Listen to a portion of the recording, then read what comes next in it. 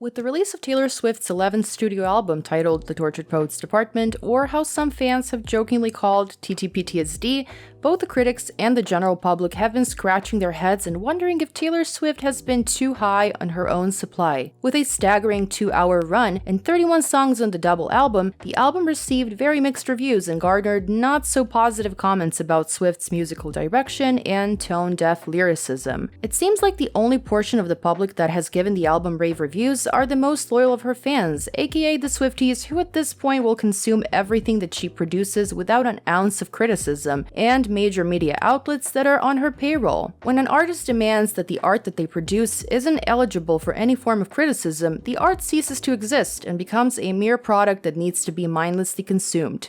No thoughts, just consume.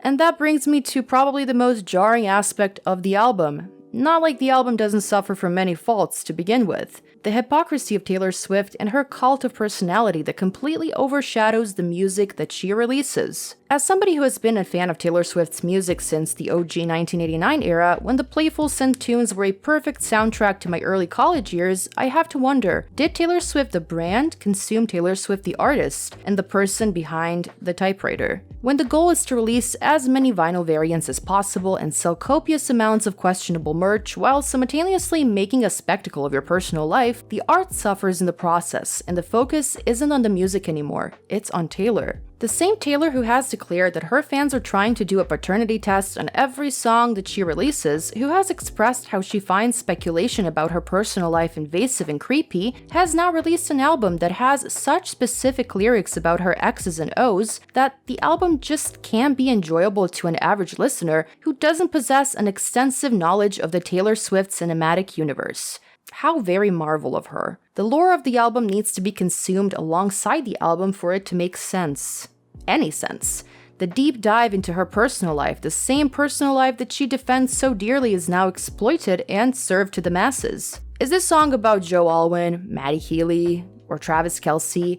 Or is it about any other rumored boyfriend or girlfriend that she allegedly had throughout the years? That shouldn't matter, but it does. She wants us to point fingers, spend sleepless nights decoding every single lyric, and to assign it to specific people that may or may not have wronged her in the last couple of years. While there's an understanding that Taylor Swift is a very unreliable narrator, it is interesting how the narrative surrounding her personal life is being rewritten by her every couple years. Just like bloodhounds who are onto the scent of their prey, she understands that the Swifties are devouring this album and the lore behind it, purposefully feeding into the frenzy and rewriting the rules as she goes. She understands that to keep the public on its toes and to generate the revenue that has been previously forecasted, she needs to rely on the same tricks that she and her team implemented when she was just a teenager. The songwriting apparently is not enough to stand on its own toes. She needs the lore to push it further and make it more interesting. Can we just make interesting music instead, Taylor? Without the added lore and Easter eggs that Taylor has meticulously woven into the fabric of this album, the album lacks substance and can't stand on its own legs. It is plagued by the same watered-down synth-pop production that Jack Antonoff has consistently added to many of her newer releases that just feels tired and uncreative. Not to say that Jack is a bad producer, just an unmotivated one. He produced some of my personal favorite albums of the last 10 years, like Lord's masterpiece Melodrama and Lana Del Rey's Norman fucking Rockwell, that demonstrate that he can actually produce almost perfect albums when he's challenged by the artist that he collaborates with. With Taylor, it seems like their creative journey is coming to an end, and my biggest advice to her would be to try branching out and seeking new producers and collaborators on her next projects. With her track record of lending and emulating creative direction from her younger female peers, I would not be surprised to see her collabing with Danielle Nigro at some point to edge up her musical style. If he would have her, that is. The lyrical content in this album suffers a lot from Taylor's usual autobiographical and diaristic approach. It almost feels invasive, like sneaking into your younger teenage sister's room and reading the lyrics of her private journal. Some things should have stayed in the drafts. More is not always better, and there is such a thing as too much information. In the case of TTPD, I feel like the TMI that we've been getting in the album is being used as a weapon to make her more relatable to the Gen Z crowd, not like an authentic expression of a 34-year-old billionaire who has the whole world at her feet. what Taylor has been selling as her rawest and most honest album to date, most people, including me, are viewing as a drop in quality in comparison to her magnum opus that were Folklore and Evermore. In the title track, Tortured Poets Department, she writes, "You smoked, then ate 7 bars of chocolate. We declare Charlie Puth should be the bigger artist. I scratch your head, you fall asleep like a tattooed golden retriever," which is quite a choice in wording knowing who the song is allegedly about.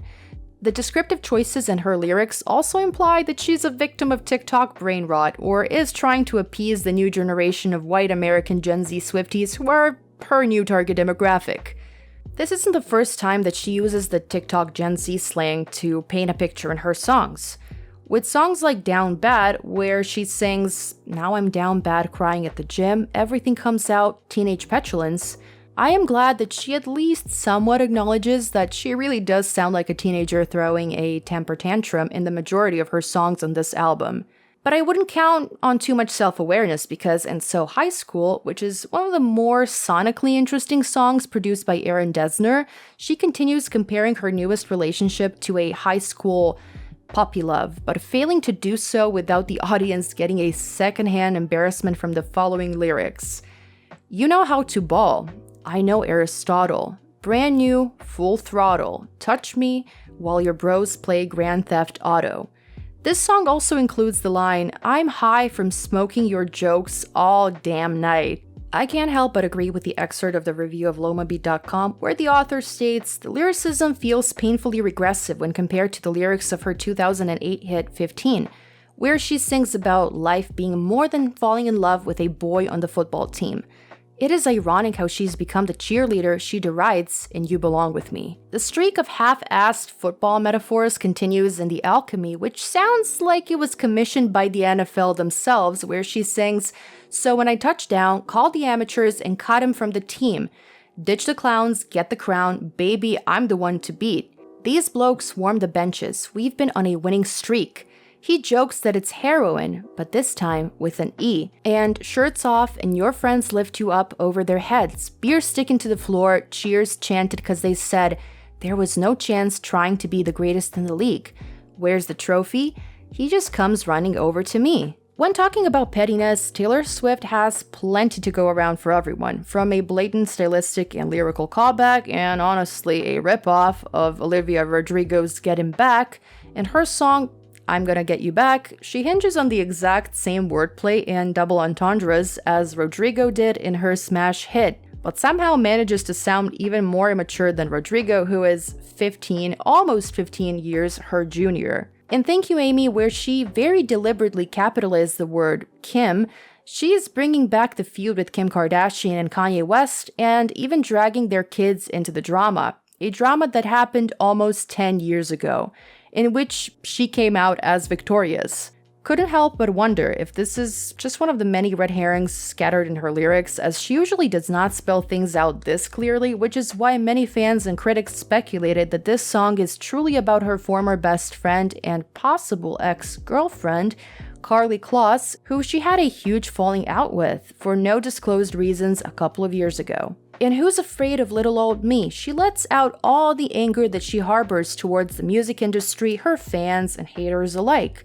And even though this is one of her best songs on the album, she seems very self-indulgent on the song, too drunk on her own Kool-Aid, doubling down on how she is the victim of circumstances and how the public views her as someone who will, and I quote, "sue you if you step on my lawn," which is truly rich for somebody who did sue Olivia Rodrigo for Deja Vu and did try to sue a student who was tracking publicly available information about her extensive jet usage. Who's afraid of Taylor Swift? I really hope nobody, because in the end, she is a pop star who should learn accountability before the tides turn. Speaking of accountability, in her songs Daddy I Love Him and I Can Fix Him, No, Really I Can, she laments that the only reason that she is not with the main muse of this album is because the public and her fans protested too much and tried to tell her what's best for her. She addresses that she resents her fans for breaking up the love of her life and her due to their constant bitching and moaning, and declares that I'll tell you something about my name. It's mine alone to disgrace. I guess that the biggest issue wasn't her muse's racism and misogyny, thinly veiled as performance art and contrarianism, but her psychotic fans who dared to speak up about her muse's wrongdoings. And she would have gotten away with it too if it wasn't for you meddling kids. Accountability? We hardly know her. But if her stance about racism wasn't clear enough already, she spells it out for her fans in I Hate It Here by saying, "My friends used to play a game where we would pick a decade we wish we could live in instead of this. I'd say the 1830s, but without all the racists." Woof!